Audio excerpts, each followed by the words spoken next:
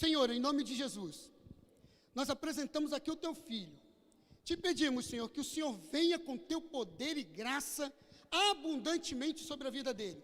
E que o Senhor faça através dele aquilo que o Senhor já se propôs a fazer neste lugar, nesta noite. Que o Senhor invada as casas daqueles que estão assistindo pelo YouTube.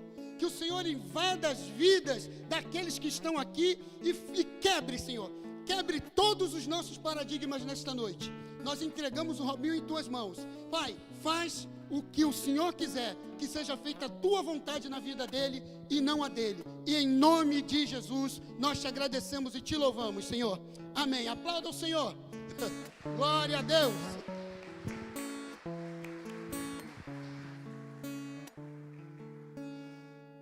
Glória a Deus. Tudo bem com vocês? Que bom. Confesso que estou, não vou dizer um pouco nervoso, estou bem nervoso. Mas creio que grandes coisas o Senhor tem para fazer aqui hoje. Se hoje ouvides a voz do Senhor, não endureçai-vos os vossos corações. Queridos, é complicado você estar aqui em cima, né? Porque nós olhamos daí de baixo muitas das vezes e nos colocamos assim: ah, o irmão está pregando, o irmão está ministrando, talvez eu falaria diferente, talvez eu faria de uma outra forma. Talvez eu me colocaria de um outro jeito, mas como o profeta Isaías, ele vinha dizendo, até o capítulo 5 do livro de Isaías, Isaías vinha profetizando sobre as outras pessoas, ele via, ai de fulano, ai de beltrano, ai de ciclano, e quando Deus o chama, ele fala, ai de mim. Essa é a sensação que a gente tem quando está aqui em cima, ai de mim. Eu quero começar da mesma maneira que o profeta Samuel começa seu livro. Ele começa falando um pouco de si, se apresentando, antes de contextualizar todo o que Deus fez com ele. Eu me converti no dia 26 de janeiro de 2013. Eu me converti exatamente no dia que eu decidi que eu não iria mais para a igreja, de lugar nenhum. Que eu não teria mais nenhum tipo de vínculo com o Senhor. Foi o dia que eu me converti. Mas como isso, irmão? Eu comecei a visitar uma igreja. Eu nunca tive nenhum tipo de vínculo com alguma religião. Mesmo na católica, eu nunca fui de frequentar lugar algum. E de uns tempos, Deus começou a falar comigo, Deus começou a mover as coisas, me chamando, me buscando.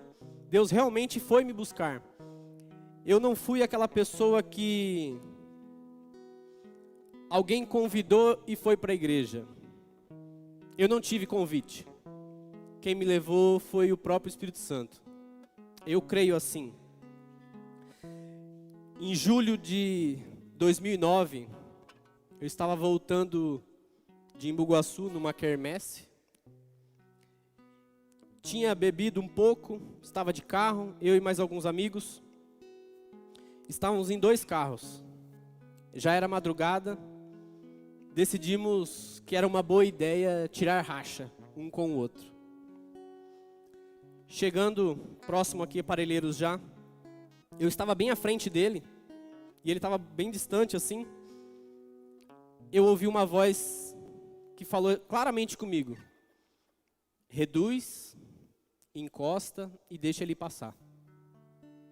De imediato eu não tive reação, eu obedeci de imediato. Eu reduzi, esse rapaz passou. Ele começou a se distanciar muito, eu falei, eu não vou deixar ele tão longe, eu vou mais atrás. Meu ponteiro estava marcando 130 e ele continuava se distanciando. Na próxima curva, ele perdeu o controle e bateu em um poste estourou os fios, aquela madrugada virou dia, de tanto clarão de fio que batia para todos os lados. Aí você pode falar assim, então quer dizer que Deus te amou mais, que quis te proteger, mas não protegeu aquele rapaz? Não. Porque no exato momento, como Deus prepara tudo, amados, o exato momento que aquele rapaz bateu aquele carro no poste, encostou um motoqueiro no mesmo instante, pegou o telefone e falou, eu sou funcionário da Eletropaulo, desliga a rua tal, tal, tal. Tum, acabou a luz geral naquele lugar. Chamamos o resgate, tiramos esses rapazes. E eu voltei para casa com aquilo. Meu, que voz é aquela que falou comigo? Da onde foi isso? Isso foi julho de 2009. Em 2010, eu fui abordado por uns policiais. Eu estava no processo de revista, tal, do enquadro ali dos policiais. Passou uma senhorinha do cabelo branco, amarradinha aquele coquezinho aqui em cima, um andadorzinho de 4 pés. Passou, olhou para minha cara, olhou para os policiais, seguiu. Ela voltou, falou para o policial, eu posso falar com esse menino? O policial falou assim, ela é parente dele. Ela falou, não, mas eu tenho uma mensagem de Deus para ele. Eu ali abordado ali com aquela situação, de mão para trás, o policial falou assim, pode falar, mas não chega muito perto. Ela falou assim, Deus já tem te chamado e você sabe, você já ouviu a voz dele. Mas o seu tempo ainda não é chegado. Deus vai fazer coisas com você. Se prepara, Deus vai te pegar. Ela falou, eu nunca mais vi essa senhora na vida, nunca mais vi essa senhora. Queria muito poder ver ela. Passado alguns dias, eu entrei numa empresa, tinha uma célula dentro da empresa. Com quem que eu fiz amizade? Com os crentes, com os cristãos. E eu todo problemático, aquele filho rebelde em casa. Amados, para você ter uma ideia de quão problemático eu era. Um dia uma professora da escola, os professores tinham muita raiva de mim. A professora chegou para mim para tentar me humilhar na frente dos alunos ou me dar um certo puxão de orelha e falou assim, você acha que você vai ser alguém bagunçando desse jeito? O que você pensa da sua vida? Você acha que você vai ser o que desse jeito? Eu rapidamente, para humilhar a professora em frente de todos, eu falei assim, se nada der certo, eu viro professor. Aí você tem uma ideia de como eu era problemático. Minha mãe, eu desrespeitei ela algumas vezes. Eu lembro que eu tinha 15 anos. Minha mãe levantou a mão para me bater, eu segurei a mão dela e falei assim, em mim você não põe a mão. Então eu trazia todo um trajeto que não ia dar certo, que não tinha solução. Mas nós esquecemos que Jesus ele é carpinteiro e não há pau torto que ele não endireite. Talvez você conhece alguém que seja problemático. Talvez você olhe para alguém e fale assim, meu, esse não tem solução. Talvez você olhe para alguém da sua família, que alguém é próximo de você e fala, meu, eu já cansei de falar, mas essa pessoa não escuta. O pastor Ulisses disse algo no Mevan esses dias, ele falou assim, enquanto respirar, tem jeito. Então, eu quero crer assim, porque eu tive jeito. O Senhor tem trabalhado na minha vida a cada dia mais. Então, eu me converti em 2013. Eu comecei a frequentar essa igreja, vou resumir a história. Comecei a frequentar essa igreja e eu comecei a pensar comigo, eu falei, meu, eu gosto de fazer tanta coisa, eu acho que a igreja vai começar a me bloquear. Porque eu tinha uma mentalidade de quem era cristão. A minha cabeça olhava para cristão e falava assim, o cristão tem que andar de terno e gravata, a mulher não pode usar calça, a mulher não pode cortar o cabelo, o homem não pode usar bermuda, ele não pode jogar bola, ele não pode isso, não pode aquilo. Então essa era a minha mentalidade sobre o cristianismo. E eu pensei comigo um dia, eu não abri a boca, eu não falei para ninguém. Eu estava na garagem limpando a moto e pensei comigo, eu falei, meu, eu vou hoje para a igreja, porque eu já combinei com o pessoal que eu ia levar o pessoal de carona. Mas hoje vai ser o último dia. Eu não vou mais para aquele lugar. Daqui a pouco eles vão começar a me proibir de algumas coisas e eu não quero isso. Esse foi meu pensamento. Cheguei lá, sentei no último banco, quietinho na minha. Começou o louvor. E o louvor veio. A graça de Deus invadiu aquele lugar. E o ministrante do louvor, ele parou o louvor e falou assim: para que eu tenho uma mensagem. Deus tem algo para falar. E ele começou a dizer assim: tem alguém que veio aqui hoje, que estava decidido a não voltar mais. Eu quero dizer para essa pessoa que se ela veio aqui hoje e ela não vai voltar mais, me procura no final do culto. Eu quero saber o motivo. Você vai sair daqui para beber? Você vai sair daqui para ir para um bar? Para ir para uma festa? O que você vai fazer? Porque você não quer voltar? Me dá só o motivo, que eu vou junto com você. E aquilo eu comecei a tremer, eu falei: meu, quem falou para esse cara? Eu não falei para ninguém. E ele falou assim: porque não tem motivo eu estar aqui diante de você, ministrando, pregando, fazendo o meu papel, e eu não mudar a sua vida. Se o que eu prego, a verdade de Cristo que eu pego, não muda a sua vida, não tem por que eu estar aqui em cima. Eu não sou um agitador de auditório, eu sou um pregador de verdades. E aquilo começou a mexer comigo, eu comecei a tremer, chorar. Quando eu me dei por conta, eu não sei como, eu estava prostrado lá no frente da igreja, diante do altar, jogado no chão, chorando, entregando a minha vida para Cristo.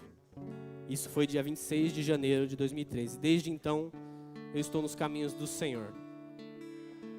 Você pode dar um glória a Deus por isso? Amém, aleluia.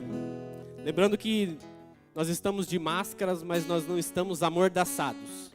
Então, se liberte, deixa Deus usar a sua boca também. Glorifique a Deus, amém? Abra comigo em 1 Reis, capítulo 17. É uma palavra conhecida de muitos, mas eu creio que Deus tem algo diferente para falar conosco. Diz assim o texto: ora, Elias, o tesbita de Tisbe de Gileade, disse a Acabe: juro pelo nome do Senhor, o Deus de Israel, a quem sirvo, que não cairá orvalho nem chuva nos anos seguintes, exceto mediante a minha palavra. Depois disso, a palavra do Senhor veio a Elias: saia daqui, vá para o leste e esconda-se perto do riacho de Querite, a leste do Jordão. Você beberá do riacho e dei ordens aos corvos para o alimentarem lá. E ele fez o que o Senhor lhe tinha dito. Foi para o riacho de Querite, a leste do Jordão, e ficou por lá. Os corvos lhe traziam pão e carne de manhã e de tarde, e ele bebia a água do riacho. Amém? Senhor, obrigado pela tua palavra, Senhor. Senhor, eu quero me colocar diante do altar, ó Pai, diante do Senhor. Ó Deus, para entregar, ó Pai, aquilo que o Senhor colocou dentro de mim, ó Pai. Ó Deus, aquilo que o Senhor ministrou a mim, ó Pai. Que o Teu Espírito Santo possa me ajudar e me auxiliar a transmitir para a Tua igreja. No nome de Jesus. Amém, graças a Deus. Queridos, o cenário de Israel nessa época, Acabe havia se casado com Jezabel, que não seguia os preceitos do Senhor, não seguia os mandamentos do Senhor, vinha de um estilo de vida idólatra a outros deuses. Eles se prostravam diante de Baal, era o Deus cuja família de Jezabel cultuava. E quando Acabe se casa com Jezabel, eles começam a se corromper nos caminhos de Deus e começam a se voltar somente para Baal. Naquela época, quando vinha a chuva que irrigava as plantações, como o povo estava voltado para Baal, era como eles se dissessem: Baal é o Deus da fertilidade, então se tudo está prosperando, é graças a Baal e não a Deus. Elias, um profeta de Deus, um homem de Deus, ele chega naquele momento e ele dá um decreto: não vai chover mais. Mas repare que a ousadia de Elias, ele não chega dizendo como todos os profetas que nós conhecemos. Você já se deparou com alguém que chegou para você e falou assim: assim diz o Senhor? Eu já me deparei com muita gente que já disse isso para mim: assim diz o Senhor. Tem uns que até falam assim diz o Senhor de mim mesmo, né? Porque Deus não está falando nada e ele está querendo expor muita coisa. Mas Elias, ele fala assim: segundo a minha palavra, segundo o que eu estou falando, não vai chover. Essa é a pregação de Elias nesse dia. Eu quero perguntar para você: talvez você não tenha acesso a púlpito, talvez você não tenha acesso a um palco, mas você tem acesso a pessoas. Você tem ouvidos que te ouvem constantemente. O que você anda pregando por aí, Deus assinaria embaixo daquilo que você prega? Porque nós lemos no texto que Deus não foi contra Elias. Deus aprovou o que Elias fez, concordou com ele e deu um direcionamento. Falou: saia, vai para o riacho, lá você vai beber água no riacho, e eu já ordenei aos corvos que te alimente. Eu quero dizer uma coisa para você. Em tempos de céus fechados, Deus tem água no riacho para os seus. Deus tem um riacho preparado para você, querido. Às vezes você está olhando para o céu e falando assim: está fechado. Em meio a uma crise de pandemia, que tudo se fechou, e nós estamos em quarentena dentro dos nossos lares, Deus manda o corvo levar alimento. Queridos, eu estou desempregado. Para quem não me conhece, eu sou o esposo da Thaís, sou o pai do Abner. O Abner está com 1 ano e 3 meses. Eu estou desempregado desde outubro do ano passado. São aproximadamente 10 meses aí. Eu brinquei lá em casa, eu falei assim: eu estou me sentindo funcionário público. Peguei o seguro-desemprego, acabou o seguro-desemprego, veio o auxílio emergencial, acabou o auxílio emergencial, veio o PIS, e o corvo continua mandando. Então, Deus tem levado alimento. Deus não tem nos desamparado. Em tempos de céus fechados, Deus tem nos alimentado.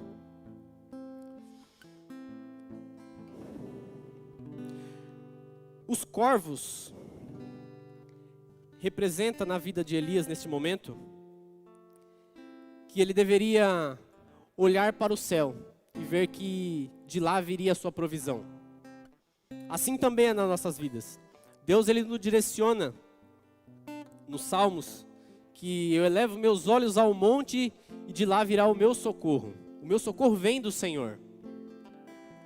Então nós temos que ter esse entendimento que em meio a tudo que está acontecendo, eu devo voltar a minha visão para os céus e ver que do Senhor vem o meu socorro.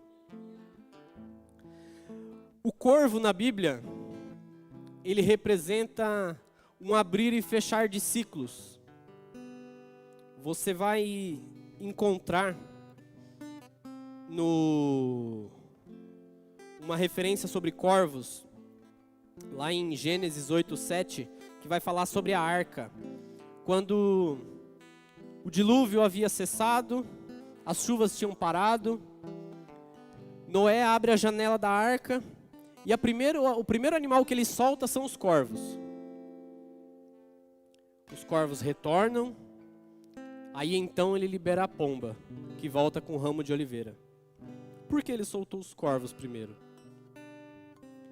Deus havia purificado a terra. Deus havia limpado toda a iniquidade que estava acontecendo em meio à humanidade. Quando Noé libera os corvos, o corvo se alimenta de quê? De podridão. Ele estava simbolizando que já estava limpo. O corvo voltou vazio, não existia mais podridão na humanidade. E ali fecha um ciclo. Ali se findou um ciclo. E assim também foi com Elias. Elias teve o abrir e fechar de ciclos através desses corvos. Neste mesmo instante. Vamos para 1 Reis 18:1.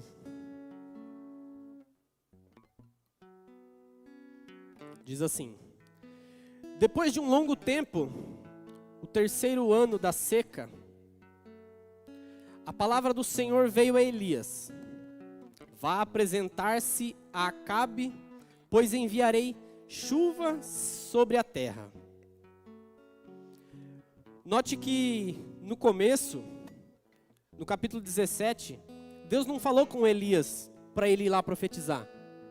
Ele tomou a decisão de ir porque ele viu a iniquidade do povo, ele viu o povo se voltando uma idolatria, o povo que tinha se voltado contra Deus, e ele vai lá e toma a ousadia de profetizar. Já no capítulo 18, Deus fala com Elias: vai lá e fala, porque eu vou mandar chuva. Às vezes, nós precisamos ter a fé para agir em alguns momentos, porém precisamos estar atentos quando Deus nos direciona. Às vezes nós temos que ter a ousadia de chegar a uma certa pessoa, a um parente, uma certa situação e dizer: eu não aceito, eu não concordo. Tem um versículo que eu gosto muito, que me acompanha desde o início da conversão, que é Romanos 12:2, que diz: não vos conformeis com as coisas deste mundo, mas transformai-vos pela renovação da vossa mente, para que experimentei o quão boa, perfeita e agradável é a vontade de Deus.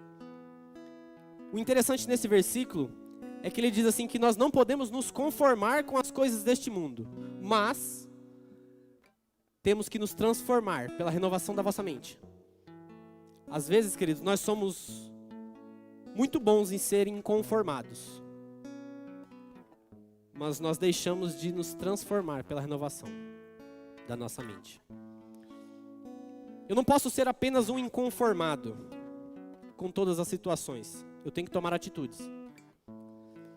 Se você somente ficar inconformado, o que vai mudar? Você precisa se posicionar. Eu não sei se você está aqui hoje que precisa ouvir isso, mas o Senhor direciona que é para alguém específico. Se posicione. Não adianta só ficar inconformado. O Senhor quer um posicionamento seu. Amém?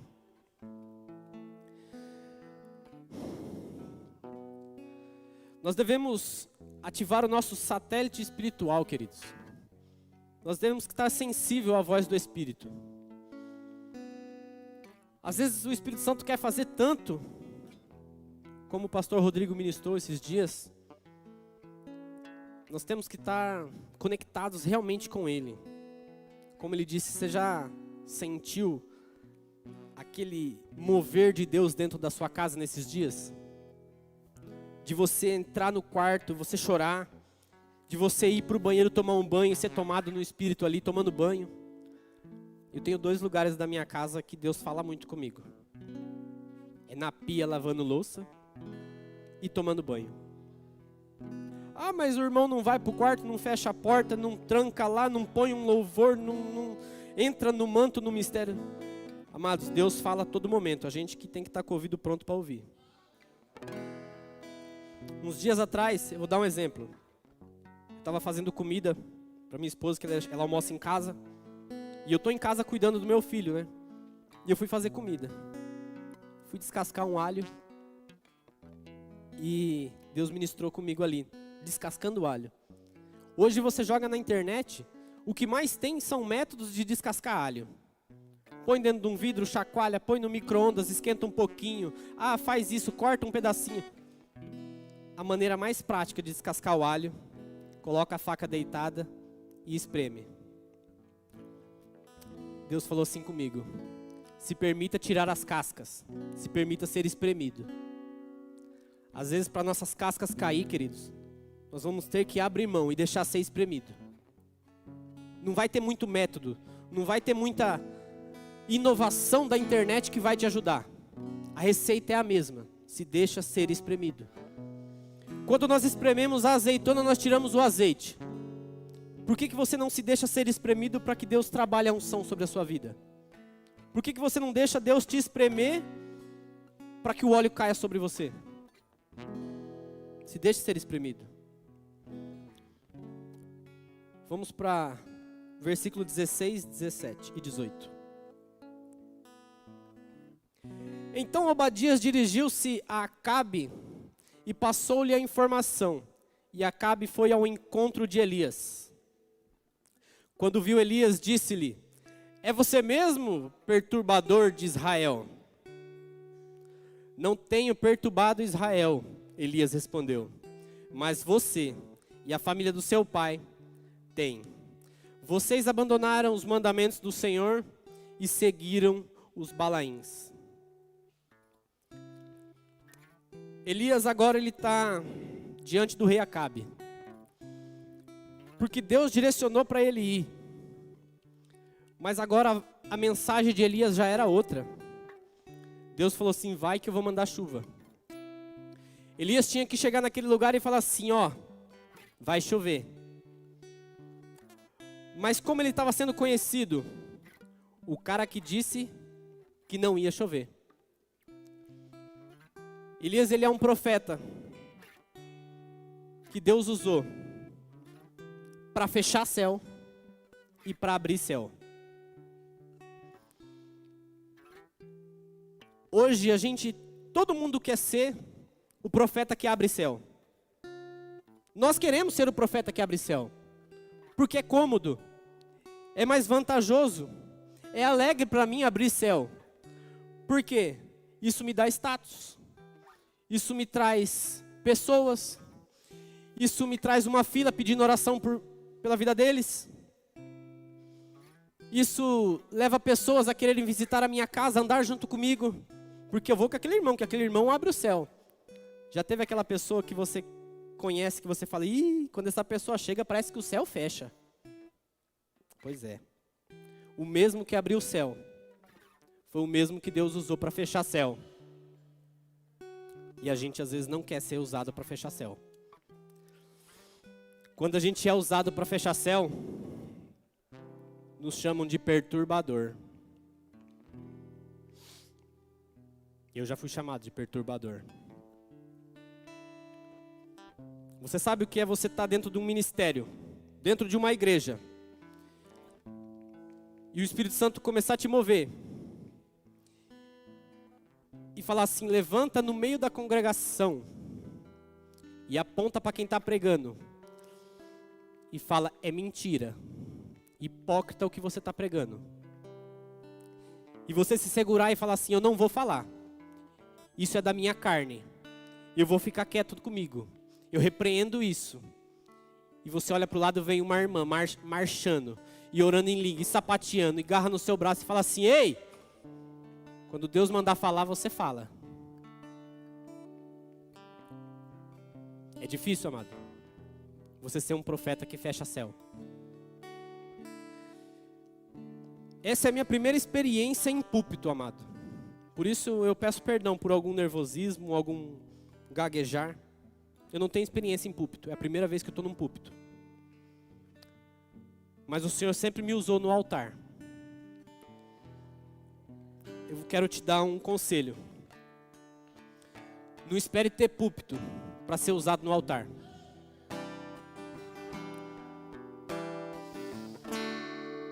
Deus nunca chamou um profeta para estar no púlpito. Deus sempre chamou o profeta para estar no altar.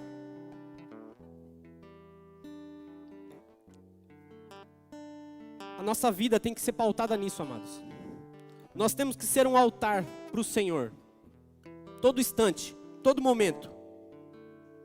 Aonde você está, tem pessoas te vendo. Aonde você está, tem pessoas que estão ouvindo você falar. Tem pessoas que estão prestando atenção em você a todo momento. Seja no seu trabalho, seja na condução, seja na sua trajetória, na sua casa, na sua família. Tem gente te olhando. Você é uma forma que forma. Você é um molde. Você é exemplo. Qual exemplo você tem passado? Que exemplo de altar você tem mostrado para as pessoas? Nós temos que vigiar nisso. O profeta que fecha céu não é tão aceitável hoje. Hoje nós estamos entrando numa era que se fala muito sobre o pregador coaching. Que ele vem motivar você e fala: ei, você é vencedor, você não nasceu para sofrer, você não nasceu para ficar desse jeito, levanta a sua cabeça. Ei, Romanos 8,37 vai dizer que você é mais que vencedor em Cristo Jesus. Amém. Filipenses 4,19 vai falar que o Senhor suprirá todas as nossas necessidades com glórias em Cristo Jesus. Salmo 23 vai falar que o Senhor é nosso pastor e nada nos faltará. Amém. Eu creio nisso, amado. Eu não estou aqui para pregar para você que você tem que viver sofrendo. Não, eu não creio nisso. Mas essa história que você não vai passar nada, que você vai ficar sempre no alto do alto, que você nasceu, igual todo mundo fala, você nasceu para ser cabeça e não cauda. Meu, não é bem assim. Jesus vai falar em João 16,33, digo-vos essas coisas para que em mim vocês tenham paz. Em mim vocês tenham paz. No mundo vocês terão aflição. Mas tem de bom ânimo. Eu venci o mundo. E os pregadores hoje estão falando assim: você vai ser um vencedor no mundo. E não é isso que Jesus falou. Jesus te chamou para você vencer o mundo. E não no mundo. Quando a mensagem te fala que você vai ser um grande vencedor no mundo, vigie. Deus quer que você vença o mundo, não no mundo. Mas eu creio na prosperidade, queridos, eu creio na prosperidade. Você vê que um pouco antes aqui, você conhece a história. Elias, depois que saiu do ribeiro, que os corvos o alimentavam, Deus levou ele para morar por um período na casa de uma viúva. Ela só tinha um pouquinho de azeite e um pouquinho de farinha. Deus faz um milagre naquele lugar e diz que o azeite não se acabou e a farinha também não. Não faltou azeite, não faltou farinha. Às vezes, querido, prosperidade para nós não vai ser eu ter tudo o que eu quero. Simplesmente vai ser não me faltar nada.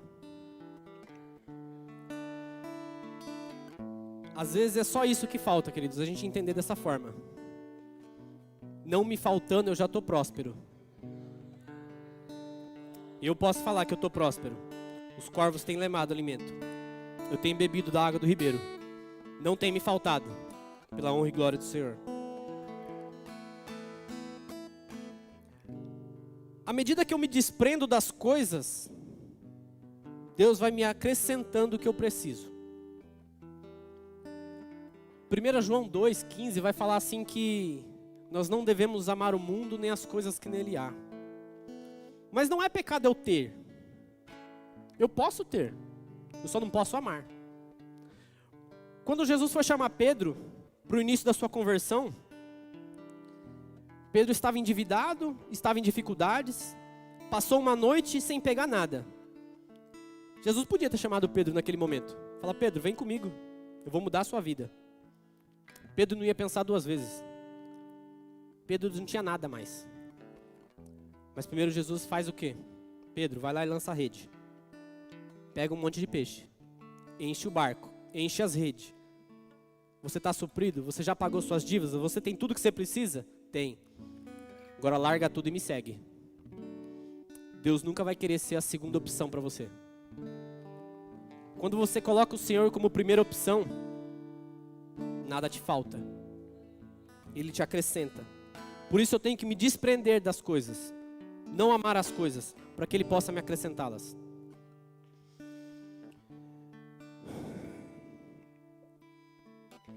Eu não sei se você se atentou essa semana. Eu estava preparando esse estudo e minha esposa começou a falar comigo: meu, você viu a matéria sobre o cara do Carrefour? Não sei se você se atentou, você viu, viralizou aí um vídeo, algumas fotos. de um funcionário do mercado Carrefour que teve um infarto, se eu não me engano, morreu dentro da loja. O que a loja fez? A loja fechou, se prostrar com o cara ali, se fechou e isolou toda... Não. Colocaram guarda-sóis em volta do corpo, isolaram com algumas caixas e a loja continuou aberta. Aí você olha assim e fala, meu, que absurdo. A loja continuou aberta com um cara morto dentro da loja. Era funcionário da loja. Ela me contando isso, Deus começou a ministrar na minha vida.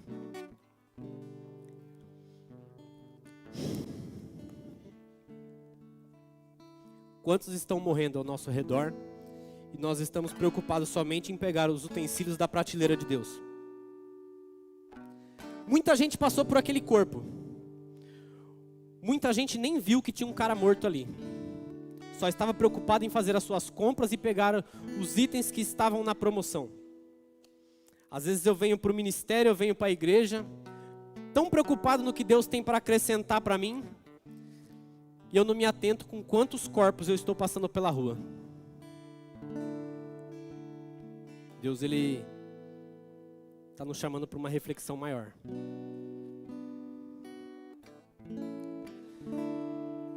Veja que, depois de Elias ser chamado de perturbador,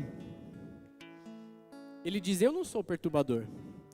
Você e a família do teu pai têm perturbado Israel. Ele fala que o rei tem perturbado a nação de Israel. Quando um líder se desvia dos mandamentos de Deus, dos preceitos do Senhor, ele traz perturbação para quem o segue. Você que é líder de célula, você que é líder no seu trabalho, você que lidera um grupo de pessoas, você que tem pessoas que te ouvem. Cuidado, para não trazer perturbação para elas. O Senhor conta com você em responsabilidade dos mandamentos dele. Então Elias faz uma proposta para Acabe.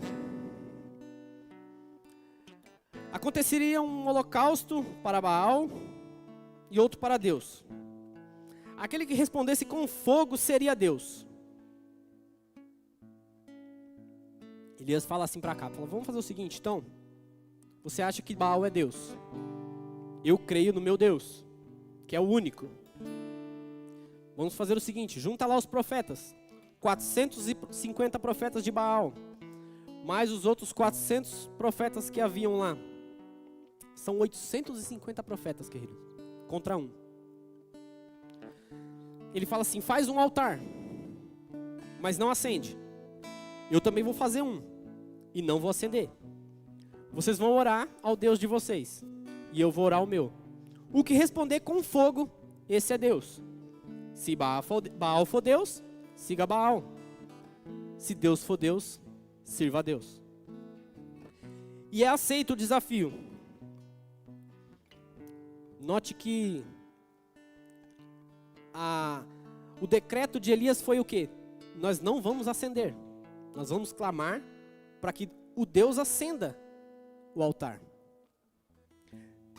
E hoje o que a gente mais vê são pessoas falando assim, eu quero ser cheio do fogo, eu quero ser o cara que incendeia, eu quero ser aquele cara que vem e toca fogo em todo mundo.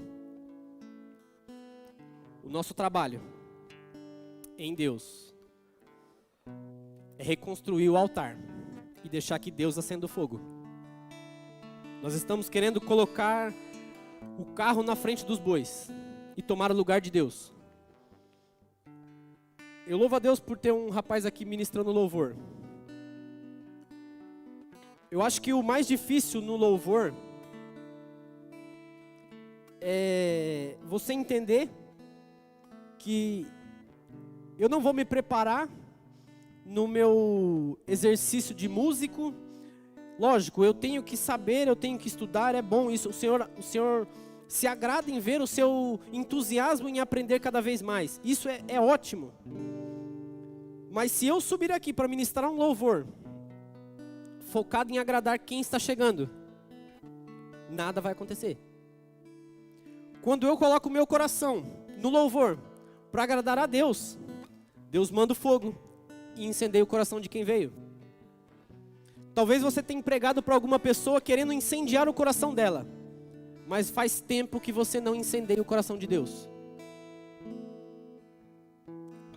O que você tem feito para Deus acender o fogo dessa pessoa?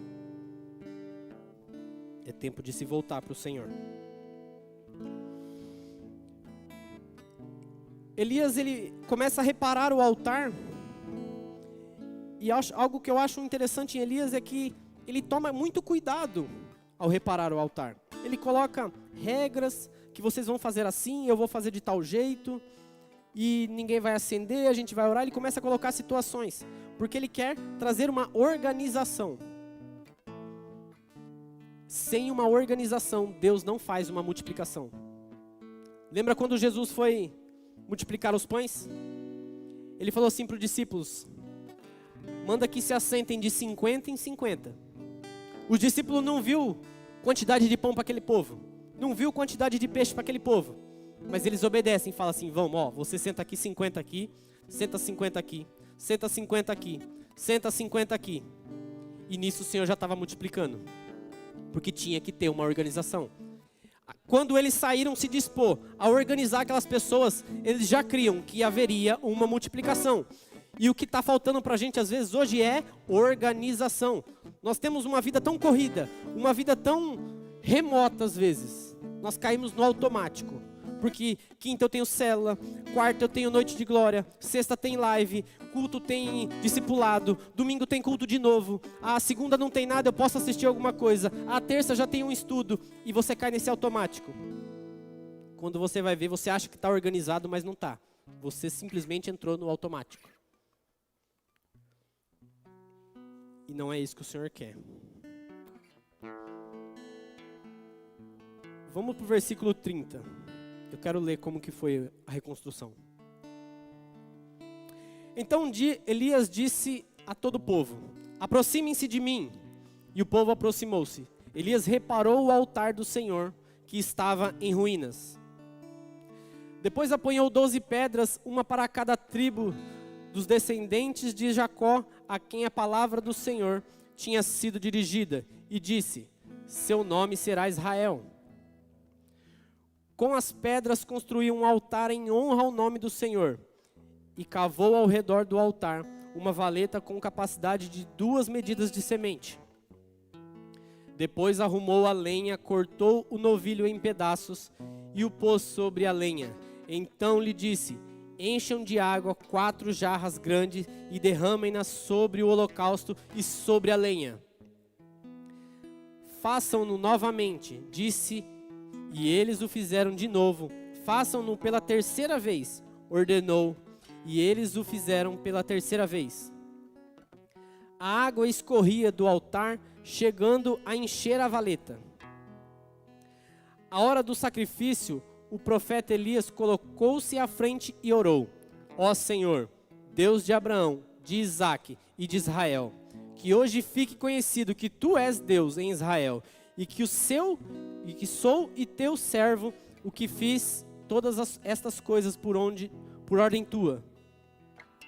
Responde-me, ó Senhor, responde-me, para que este povo saiba que tu, o Senhor, és Deus e que fazes o coração deles voltar para ti. Então o fogo do Senhor caiu e queimou completamente o holocausto, a lenha, as pedras e o chão, e também secou totalmente a água na valeta. Quando o povo viu isto, todos caíram prostrados e gritaram: o Senhor é Deus, o Senhor é Deus. Então Elias ordenou-lhes: prendam os profetas de Baal, não deixem nenhum escapar. Eles os prenderam e Elias os fez descer ao riacho de Quizon e lá os matou. Você vê que Elias ele teve todo um cuidado com o altar. Ele separou 12 pedras, uma para cada tribo. As pedras do altar simbolizavam os povos.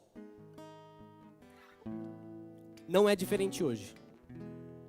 As pedras do altar somos nós hoje. As pedras do altar significa a igreja. Ele colocou a lenha no altar. A lenha trazia o simbolismo da cruz. Ele colocou um cordeiro no altar. cordeiro simbolizava Jesus. E ele pediu para encher 3 vezes a vala de água. A água era a oferta. 3 anos sem chuva, queridos. 3 anos sem chover. Ele fala assim, enche 3 vezes de água. Enche uma vez, enche 2, enche 3. Um tempo de 3 anos sem chuva, o que tinha de mais valioso naquela terra? Era a água. E às vezes a gente quer dar para o Senhor aquilo que está nos sobrando. Não o que é de mais valioso. Eu quero te perguntar, o que é mais valioso para você hoje que Deus está pedindo para colocar no altar? Eu não estou falando de recursos financeiros, não estou falando para você ir lá vender sua casa e entregar aqui na igreja. Não. Só se Deus mandar. Se Deus mandar, fica à vontade. Quiser ofertar lá na minha casa também, fica à vontade. Eu gosto de dinheiro, mas não é isso que eu estou dizendo. Às vezes Deus está te chamando para uma oferta de tempo, querido. Eu acredito que hoje o mais valioso para nós é tempo. Nós perdemos tanto tempo com celular, com televisão, com tanta coisa. Eu li algo hoje que uma garota postou. Ela falando sobre contemplação. Que é tão difícil hoje você parar para contemplar a criação de Deus. O meu celular precisa acabar a bateria, precisa acabar a luz, precisa dar algum problema para eu parar e contemplar o que Deus fez. Quando eu não entendo às vezes que mesmo o meu celular sem bateria, mesmo a minha casa sem energia, o sol continua lá, as estrelas continuam lá. Tudo que Deus criou foi para nós. Para que nós desfrutássemos. Para que nós contemplássemos. Mas nós estamos tão voltados no automático do dia de hoje, que nós não contemplamos as coisas de Deus. Minha esposa, ela brinca comigo assim e fala que eu não sou contemplativa. A gente tem costume de às vezes estar em um lugar e ela é uma pessoa que ela gosta de parar num lugar e ficar olhando assim, vendo, e imaginando, e olhando, e olhando. E eu sou aquela pessoa muito imediatista, sabe? Muito sanguíneo. Se eu entrar numa galeria de arte, eu passo assim, olhando para os quadros. Bom, já vi tudo, vamos embora. Eu sou um pouco assim. E ela gosta de parar e ficar. Às vezes a gente vai para a praia e ela para e fica sentada olhando para o mar. E fica. E fica. E eu tô assim, já olhando para a cara dela assim. Você tá vendo o que lá?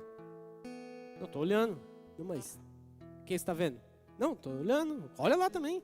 Eu falei, não, vamos andar pelo menos então. A gente olha andando então. Vamos olhando andando. Porque eu preciso estar em movimento. Eu preciso estar em movimento. Eu sou um pouco assim. E eu creio que o Senhor tem trabalhado na minha vida, me colocando 10 meses dentro de casa, cuidando do meu filho sentado num sofá. Então Deus está me ensinando a contemplar, nem que seja meu filho. Eu tenho tempo de brincar com ele, eu tenho tempo de dar risada com ele, eu tenho tempo de cuidar dele. Deus tem me ensinado a contemplar a criação. Eu comentei com o pastor uns tempos atrás, eu falei assim, às vezes a gente cai naquele sentimento com a gente e fala assim, parece que nada está mudando. Eu oro, eu vou para a igreja, eu jejuo, eu me consagro, eu levanto a mão, eu choro, e parece que nada está acontecendo, nada está mudando. Num dia assim, nesse questionamento com o Senhor me falou assim comigo: o seu avô não me conheceu, o seu pai não me conheceu, você me conheceu. Seu filho nasceu num lar cristão. Eu estou mudando gerações. Às vezes você não está vendo a mudança de Deus, mas Deus, ele trabalha em gerações. Como era a sua geração passada? E você hoje olha para Deus e fala assim, Deus, eu não estou vendo mudança. Você está aqui hoje, não está? Então Deus já tem mudado. Glória a Deus.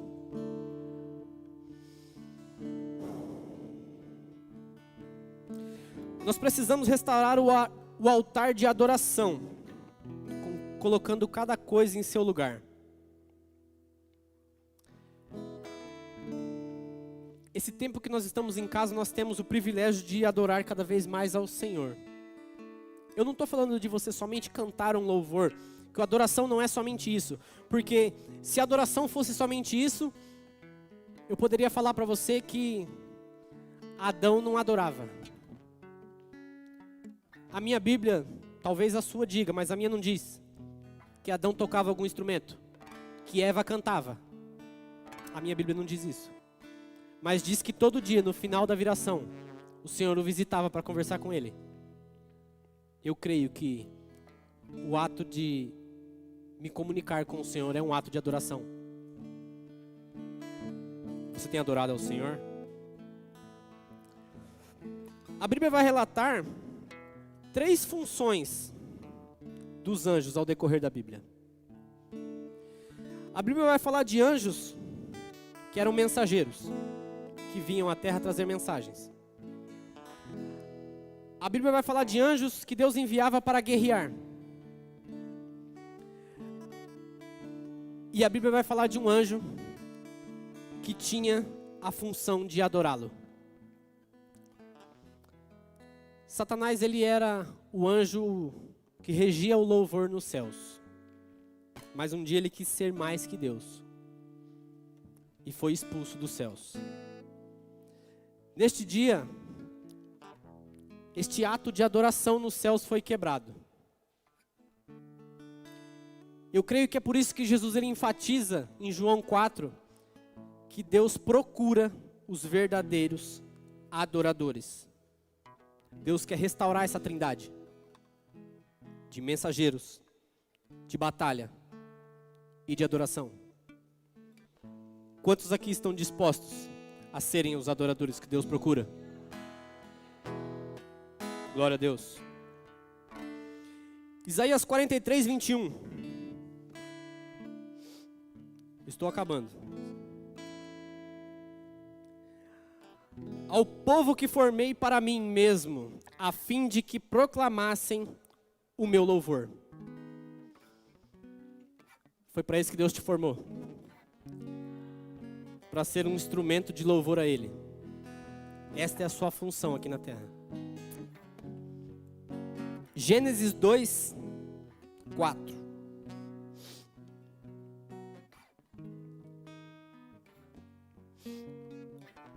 Estamos chegando para o fim. Peço só mais um pouquinho de paciência. Esta é a história da origem dos céus e da terra. No tempo em que foram criados. Quando o Senhor Deus fez a terra e os céus, ainda não tinha brotado nenhum arbusto no campo, e nenhuma planta havia germinado, porque o Senhor Deus ainda não tinha feito chover sobre a terra. E também não havia homem para cultivar o solo. Todavia, brotava água da terra e irrigava toda a superfície do solo. Então o Senhor Deus formou o homem do pó da terra e soprou em suas narinas o fôlego de vida. E o homem se tornou um ser vivente. Ora, o Senhor Deus tinha plantado um jardim no Éden para os lados do leste, e ali colocou o homem que formara. O Senhor Deus fez nascer então do solo todo tipo de árvores agradáveis aos olhos e boas para alimento. E no meio do jardim estavam a árvore da vida e a árvore do conhecimento do bem e do mal. Quando eu li esse texto, queridos, Deus, eu sempre fui um questionador de Bíblia, sabe? Não questionador assim de ir contra, mas de querer saber o porquê. Deixa eu ver se eu não estou passando muito do horário. Você quer ver um exemplo? Quando Jesus ele fala assim para Pedro, Pedro pergunta para Jesus: Jesus, se meu irmão pecar contra mim, até quantas vezes eu tenho que perdoar ele? Jesus vai falar assim, 70 vezes 7.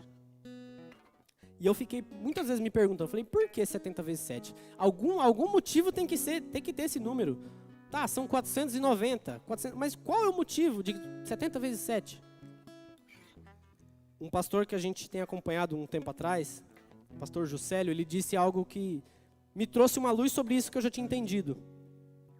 Quando você quiser procurar a revelação de algo em Deus,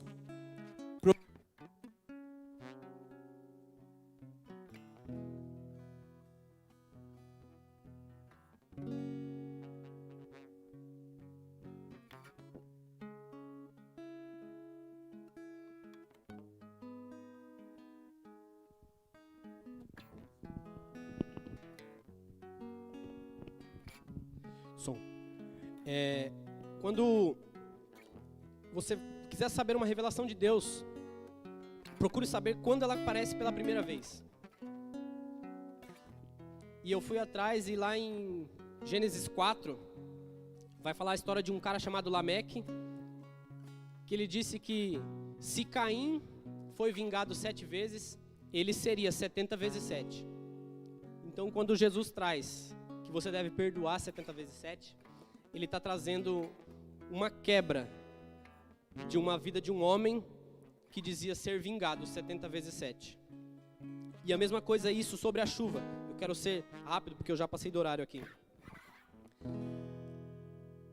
Quando Deus falou que ele já havia plantado tudo na terra, mas nada havia brotado, porque ele não havia feito chover. E eu fiquei perguntando, por que o Senhor não fez chover? Algum motivo tem dele ter colocado que não fez chover? E um dia Deus me revelou. Segundo o profeta Ezequiel, relata a queda de Lúcifer sobre a terra. Quando Deus vai criar tudo na terra, não havia louvor na terra, não havia adoração na terra, porque ele não havia criado o homem naquele momento. Por isso que tudo que Deus tinha plantado ainda não havia florescido, porque faltava um elemento, faltava a adoração na terra. Veja que o problema não era a falta de água, porque a Bíblia vai dizer que do chão irrigava a água, todavia brotava água do chão da terra. E o que a gente sabe que precisa para uma planta germinar? Terra e água. Tinha luz do sol, tinha tudo isso, mas Deus disse que não havia florescido nada, porque ele não tinha feito chover. Depois que ele faz o homem foi criado para louvor do Senhor. Deus diz que ele, depois disso, ele fez florescer tudo o que ele já havia plantado. Eu quero liberar uma palavra sobre você. Talvez a provisão que você está necessitando, talvez a provisão que você tem orado a Deus, eu quero te dizer que Deus já plantou em você. Mas para ela florescer, você vai ter que se colocar em posição de adoração. Você vai ter que se colocar como um adorador, para que Deus faça florescer essa provisão. Glória a Deus. Eu quero terminar. Apocalipse 1:10. No dia do Senhor achei-me no Espírito e ouvi por trás de mim uma voz forte, como de trombeta. 4:1 e 2. Depois dessas coisas olhei e diante de mim estava uma porta aberta nos céus. Estava aberta onde? Nos céus. Uma voz que eu tinha ouvido no princípio, falando comigo como trombeta, disse: suba para cá e lhe mostrarei o que deve acontecer depois dessas coisas. Imediatamente me vi tomado pelo Espírito, e diante de mim estava um trono no céu, e nele estava sentado alguém. Eu quero encerrar. Pedir para o pessoal do louvor subir.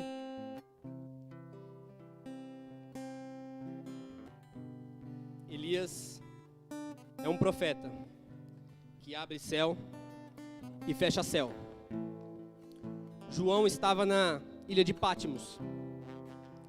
E ele relata que, naquele momento, uma voz de trombeta soou por detrás dele. E ele olha para os céus e vê uma porta aberta nos céus. Novamente os céus se abrem. Eu quero tocar o chofar nessa noite e declarar que uma porta aberta nos céus está abrindo sobre a sua vida. E Deus está falando assim: sobe aqui, que eu lhe mostrarei. João disse que ele foi tomado pelo Espírito naquele momento. Se deixe ser tomado pelo Espírito, querido. Se coloque de pé, em ato de adoração a Deus.